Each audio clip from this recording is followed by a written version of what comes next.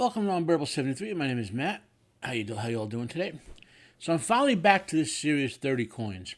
Now I had no access to like the last 3 episodes for quite a long time. Piracy, sales, like blah blah blah. You know, but I like to buy stuff. When I can. I love the first episode. It's it came out like 2 years ago. I'll get it on Blu-ray or whatever. It took a while.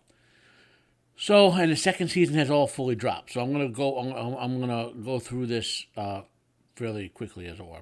And if you follow from my original first 3 reviews, I've finally come up with a review format I'm comfortable with. For the single episodes, I will do my sort of summary of thoughts and whatever. Not going ultra about production and how the actors are and all that sort of stuff. And for then at the end of each season, I'll do like a better, more in-depth review. Not mega long, but where I talk about production and acting and all that. So 30 Coins, as you know, it's a supernatural horror show.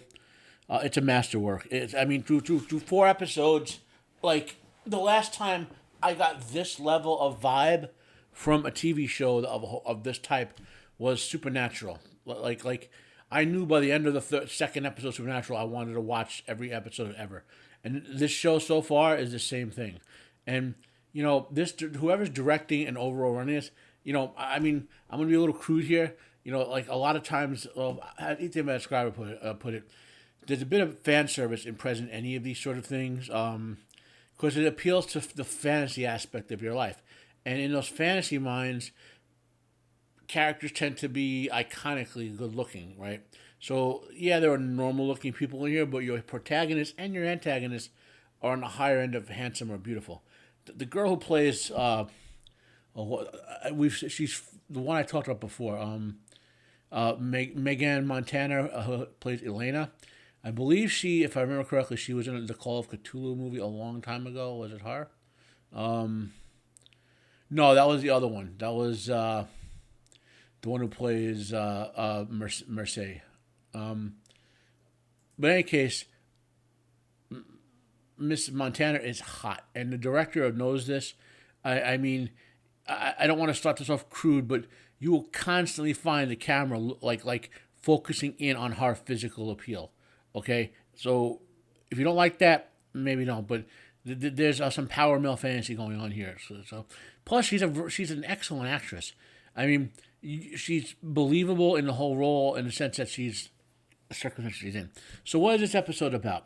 So this episode, if you remember the last episode, things kind of came to a head in the village when a sort of demonic influence happened, and via magic, however you want to define it, and the town got mind controlled and sort of like trying to burning her animal clinic down and trying to kill her, basically. And they fought that off. They managed to defeat it in one of the most visually spectacular things I've seen at the end of the episode. So this is the follow up to all of that. Okay, the ramification episode.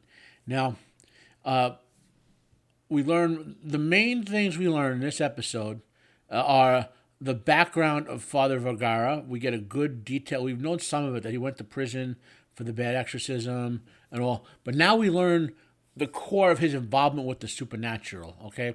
Turns out Father Vergara was a priest going to seminary, and then he went to the exorcist school, and he called into question the way they were doing exorcisms. Like, he was like, why, I'm going to paraphrase, but it was a very cool scene. It's like, I'm paraphrasing, why should we interrogate these demons so we could find out more about them and defeat them more readily? And whatever.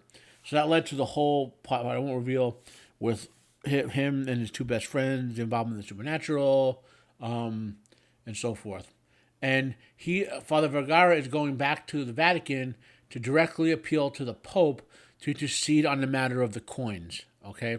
Because only the Pope could deal with the fact that there are factions in the Vatican controlled by evil, but the Pope himself can control that, right? Basically, to keep it simple and straightforward.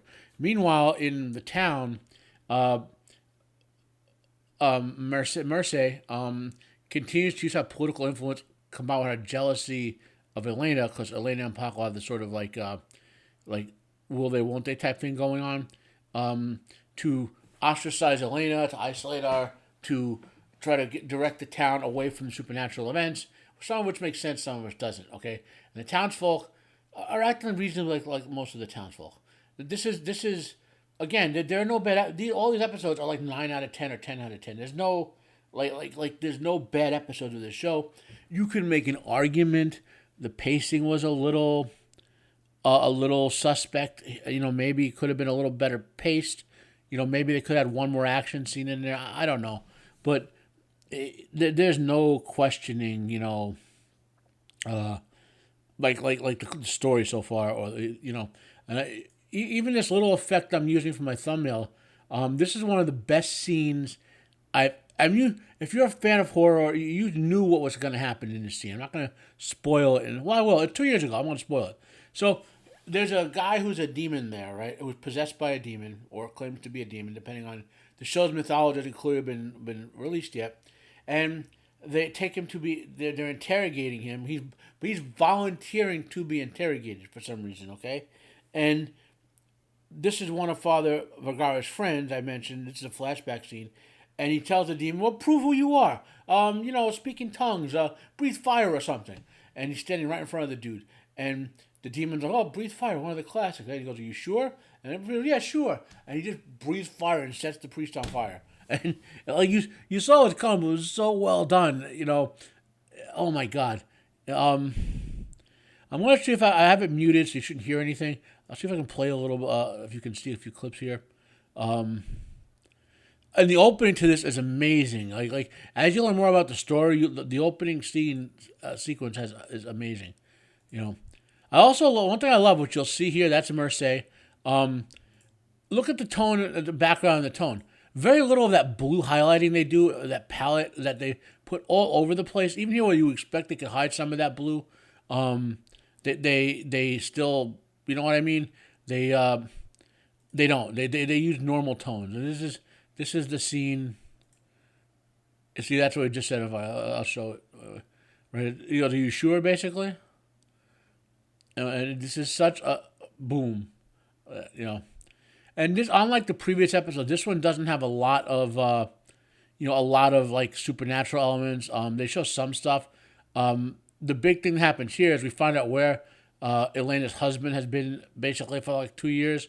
This old witch in the village has kept him in prison. There's a creepy effect, which I'm not going to show you.